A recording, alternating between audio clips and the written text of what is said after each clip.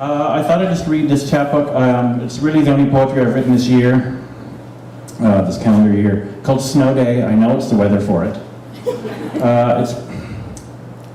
I spent most of last year building and finishing a poetry manuscript of little tiny short poems, waiting for the 4-year-old to get into full-time school.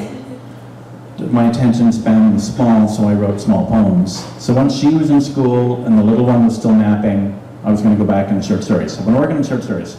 But for 6 weeks, from mid-January to beginning of March, I wrote Snow Day, and I will read that now. Snow Day. First thing this morning, Christine and I each received an email regarding the cancellation of buses across the school board. The warmer temperatures bring freezing rain. We live too close to the school for the cancellations to affect us. I still bundle both children for Rose's drop-off, for her to begin another full day of junior kindergarten. Neither cancelled nor snow. What kind of snow day is that? Anna Girton Watcher responds to my email. Monty Reed responds to my email. Nikki Sheppy responds to my email. Stephen Brockwell responds to my email. Neil Flowers responds to my email. Pearl Peary responds to my email. David O'Mara responds to my email. Annick McCaskill responds to my email. Christine McNair responds to my email. Sarah Burgoyne responds to my email. Shazia Hafiz Ramji responds to my email. Christine McNair responds to my email. Natalie Hanna responds to my email. Christine McNair responds to my email. Christine McNair responds to my email. Christine McNair responds to my email. Christine McNair responds to my email. Ian Williams responds to a photograph of my home office. Don't you feel perpetually overwhelmed? I saw the photo of your writing desk and wanted to close the door. When I repeat a story, it is because I'm close to learning something new about it. The willingness to explore an already familiar terrain, freezing rain. For Rose, it barely registers. Our toddler, Aoife, unimpressed, a grimace.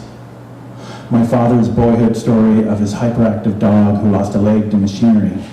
My father's boyhood story of his hyperactive 3-legged dog. The snow and the driveway and the entire fabric of nature. Out of memory, out of sight, I will not leave the house. When I repeat a story, a blind spot, listen. Rereading Kate Greenstreet, I'm held by the integrity of her collage and coherence, all our bones and the mountains. Rereading Rosemary Waldrop, the linear abstracts of her blind sight, I am attempting, yet again, to describe. Snowmen sizzle, a break in the tide. Are we meant to apologize?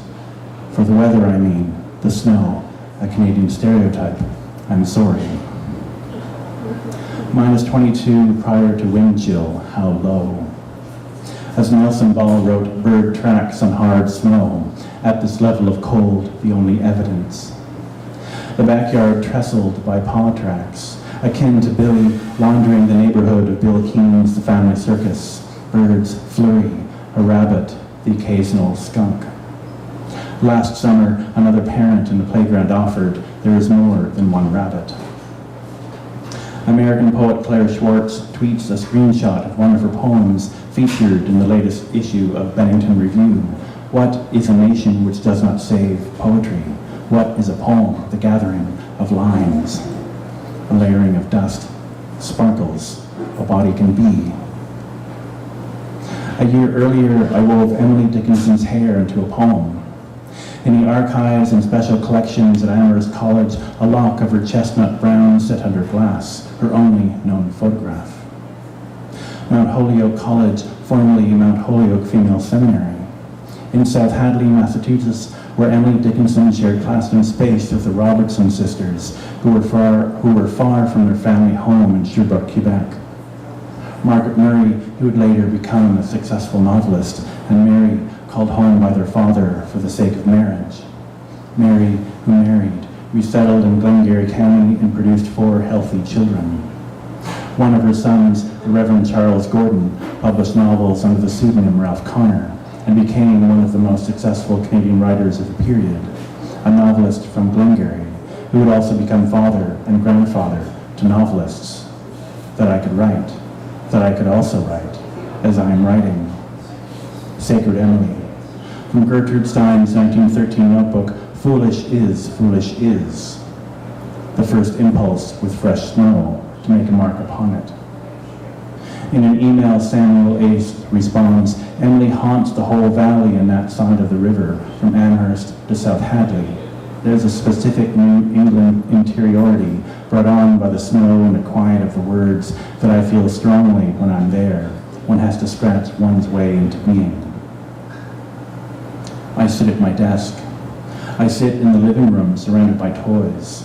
The snowplows scrape new furrows across a half-century of traffic. I sit on the downstairs couch surrounded by toys. I sit at a kitchen island which, attached to the wall, is more specifically a peninsula, surrounded by toys. Underneath the high chair, green toddler socks abandoned. Monster stickers, princess stickers, flower stickers held to the living room hardwood. There are rooms between us. The children scatter and thread to scratch one's way. Shovel, gasp. Bag of salt distributed among cement steps, the walkway, drive. Snowplow carves the length. How Canadian is our winter, really? How, really? Emily Dickinson was, in her lifetime, at Kishwatirapna tweets, perhaps more widely known as a gardener than poet. Via the Harvard Library website, I flipped through Dickinson's herbarium circa 1839-1846, a sequence of greenery that retains its color. The Foundation people are here. Mr. Foundation, a man named Keith that Christine will not allow me to call Keith Foundation. Is there a Mrs. Foundation, a Ms. that they jackhammer through layers of frozen soil? The late captain's 19th century house in Coburg, Ontario, adapted into current bed and breakfast, where we once stayed in the Mrs. Fortune room. As I said at the time, Mrs. Fortune, the mother of many misfortunes. Ahem. Stephen Brockwell responds to an email. We discuss the possibility of childcare. This happens also. According to Google, people also ask, how do you get a snow day? Is it a snow day? How much snow does it take for a school to close? Are the buses canceled? When I was young, my mother and I huddled over kitchen radio. Sometimes the school board would cancel the buses, and occasionally my bus might skip our concession if the turn from Fraser Road wasn't safe, wasn't worth it, the lone stop in the road. Accumulating rain, a front yard snowman is revealed. A poorly shaped mound of snow accrued a month's worth of flurries, now subject to freezing drizzle. An official Ottawa citizen certificate somewhere in my archives to prove I survived Ottawa's record snowfall of January 1971, 47 years ago. I wasn't a full year old. While these certificates were free to newspaper subscribers, my maternal grandfather, who worked as a printer for the paper, collected individual certificates for everyone in the family. I have one, my uncle had one, my mother had one, etc. In December, Rose remained a day home from school, a sick day. She and her younger sister slowly, inevitably dismantled the house. Over Christmas, the same, too cold to leave. A cabin fever that sets as slow as lead type. Via Twitter, the Emily Dickinson Museum posts a short video of the snow falling in and around her garden. Such silence. #New England Winter. Who reads poems in the age of Twitter? Who reads books? As the children with blankets and bed sheets assemble a cave, the days we choose not to venture forth. Twitter is so over, dude. Go back to 2013. What are we even doing? By then, I'd long misplaced my MySpace password. -20, -21, -22. If I were to scratch these lines on an envelope. At times, we live dangerously close to falling. Everything dies. I want to hold hands with the millennia. Muriel Spark wrote, we all have a fatal flaw. The jackhammer versus the toddler's nap. As necessity requires her sister's bed, the difference of one room, further from the noise. Ladies and gentlemen, place your bets. my slow and silent retreat. Right on schedule, our handyman returns. Unfinished corners of the basement bear blocks of cinder concrete to insulate against the cold. Holes chewed through sunroom ceiling. That fucking squirrel. Brooklyn poet Anna Vitale asks rhetorically in Detroit, to build or not build, or not build. Make your final bets, please. Someday we will tell the story in all manner of speech. There are certain books that, reread every decade, revitalize. The words shape to your situation, your experience, reflect. Daniel Lanois' Acadie, an album that hasn't aged, although I have. Some might say there's a poem in here somewhere, this already. I can't remember spring. Inspirational gifts and email delays. This is not what I asked for. Less complex than it seems. The sidewalks plowed. In time for the rain. Count the remaining weeks, 48 years old, party till I break a hip. Where we live on the continent, to remain or return familiar terrain. What my archive accumulates, I pack boxes and folders for couriers to collect, sent forth into Calgary, all the way to the foothills. Correspondence, notebooks, postcards, manuscripts, all apology. Cole Swenson on Walking On. If you walk in complete silence, other beings are not forced to rearrange themselves into unrecognizable things. Ottawa Valley cold, Ontario cold, cold anywhere, an approaching Arctic air mass, what one might wish to unfold. There are a variety of Emily Dickinson accounts on Twitter, including Stoned Emily Dickinson at 1830-1886 with a Twitter bio, poetry, white dresses, alone time, bacon bread, and E. Dickinson's dress at 280 Main Street with the bio, cotton fabric with mother-of-pearl buttons, partly machine-made, partly hand-stitched. I mention these not as judgment, but out of curiosity. The truth is out there. What fragments this, the cabinet dumpster fires rage, another day, another notification that turns the community against itself. Disenchantments abound. How are you not seeing this? Please note, for your records, A, racism is bad. B, violence in any form is bad. C, this includes sexual violence. D, if someone says they've been the target of any or all of these, that person should be believed. E, fairness by very definition must apply equally to both sides. Was that so difficult? Now flights may be canceled due to the rain. Where would I go? Boils over, what can't be said. After 2 weeks plus of minus 20 degrees Celsius, the walk becomes bearable, the onset of rain. Hampstead Heath, the view over London protected by law. The Billings estate, which includes a panorama of Parliament, Emily Dickinson's garden. From our front window, draft, the cat's frantic chatter, sparrows at front window maple, the crabapple, our mailman's swift tread. All our bones and the asphalt, the neighborhood glistens, all the snow we could gather. When I saw my school bus not make the turn, I knew our road was too icy. I knew it meant I could return home. No page, but the page remains blank. The snow coats our yard, wake up. Alta Vista, otherwise traffic thick. The roads today, terrible. The snow coats the car, 3 inches, extra thick gloves. Christine turns the ignition, settles, blasts the heat, defrost, scrapes the windshield. We address each other in signals. A Twitter account for Emily Dickinson lyrics. A Twitter account for out-of-context Anne Carson lines, specifically from her autobiography of Red. The poems, as Jack Spicer wrote, can no better live on her own than can we. How much is too much? The Snow Report features daily online reports of snowfall across Canada set specifically for those who ski. Resort stats, base depths, number of lifts, acreage and open runs. It speaks not to driving conditions or possible accidents. It speaks not to bus or school cancellations or road closures. It speaks not to what lies beneath. It speaks not to the silence. Air duct cleaning services.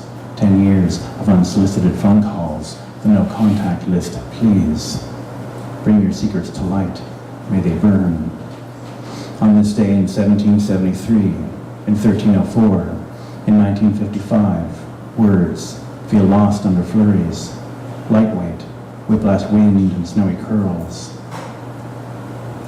Retweet Kava Akbar, retweet Aaron Munker, retweet Jane Eden Hamilton, retweet Eve L. Ewing, retweet Natalie Capel, retweet Hazel Millar, retweet Natalie Albert, retweet Metatron Press, retweet Zoe Whitall, retweet Amal El Motar, retweet Astropoets, retweet Christine McNair, the rare time she does tweet. We want significance, relevance. We wish to engage. We want an end to hostilities.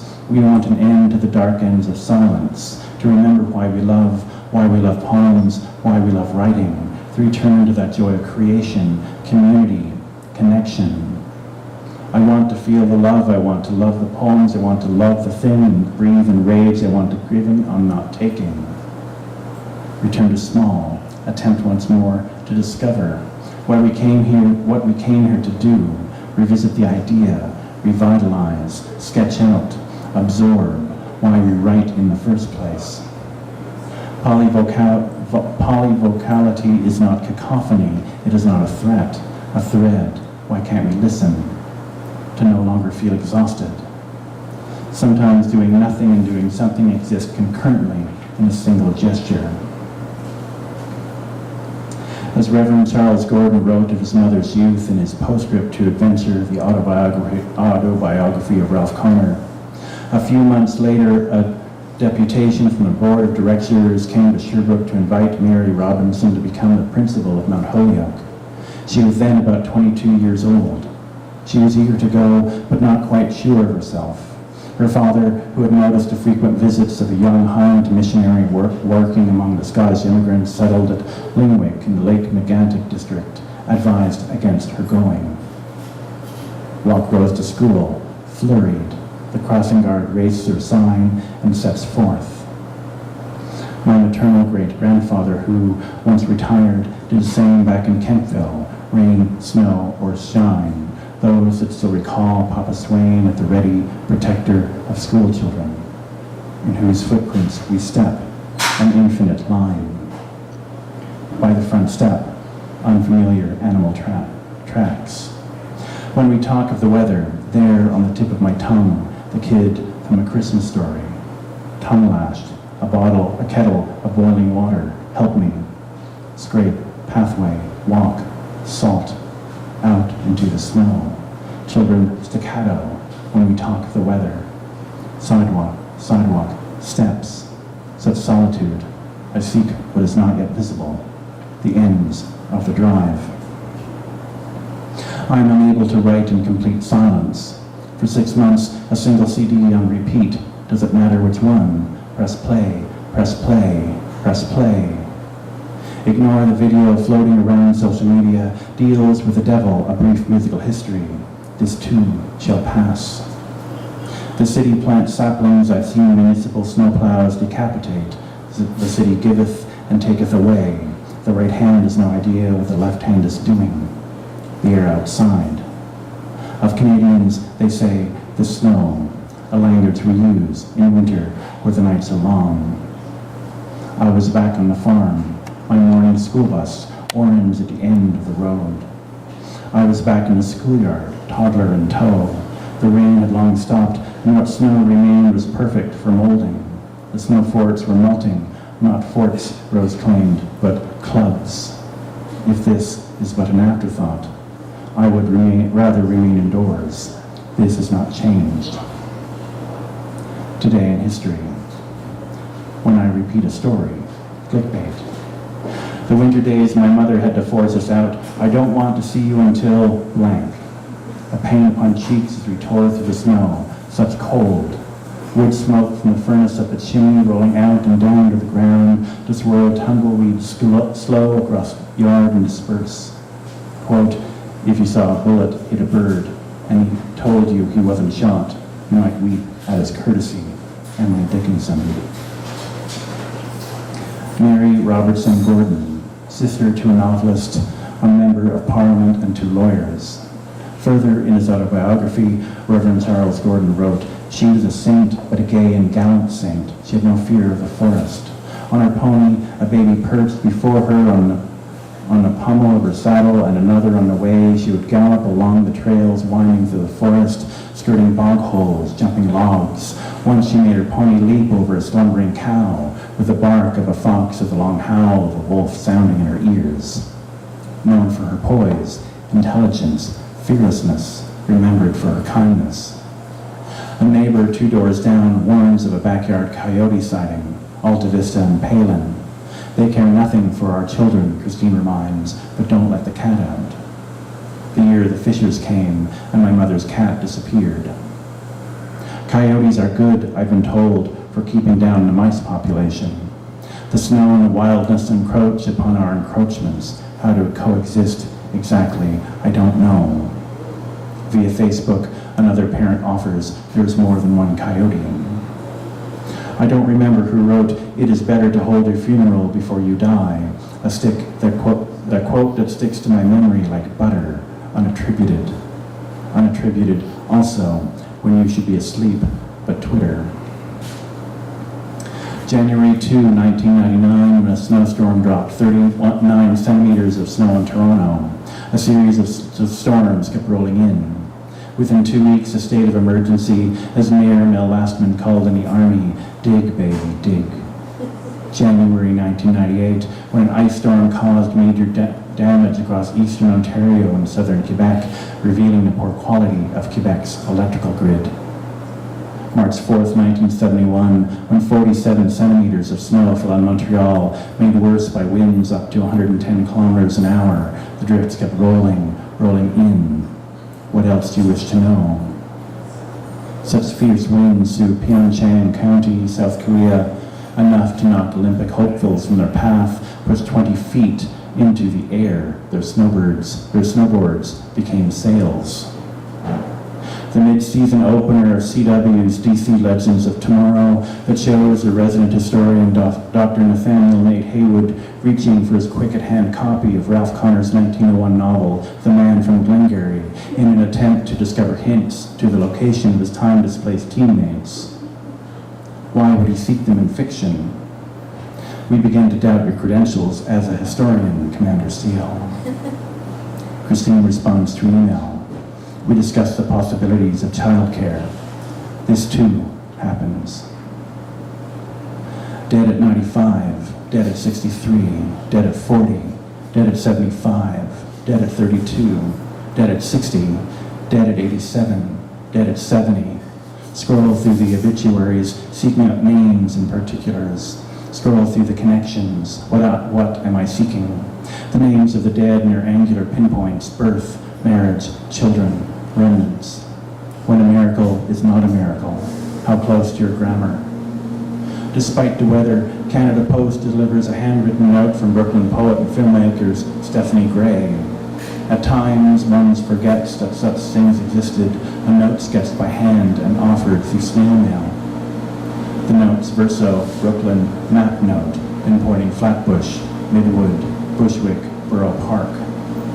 Patty McCarthy, Marguerite Kempething. This sentence is from several failed attempts. Ralph Connor, the Reverend Charles Gordon, what they called Indian lands, Glengarry County. Nearly a century later and 2 miles west, this is where I came in. Stones in her pockets. Off screen, I place eggs in the Instant Pot, set a dozen for hard boil. Off screen, the children sit quietly, flip through their books. Michael Harris's poem Death in Miss Emily from Grace. On the Porcupine's Will Inc. blog in November 2017, intern Stephanie Small mentions the poem and writes of the act of going back, of probing a topic like a sore tooth, of which she was very much in favor. Snow, what I know of it, falls. The storm is not a metaphor, but situated in fact, shovels the weight of the walk. The penitent kneels. Anna Girton watched her. The mouth is a whisper of an earlier event. Within days, temperature rise. The rain, from -23 to +8 in the space of a week. The snow evaporates with such force it steams, producing fog from the asphalt. It lifts.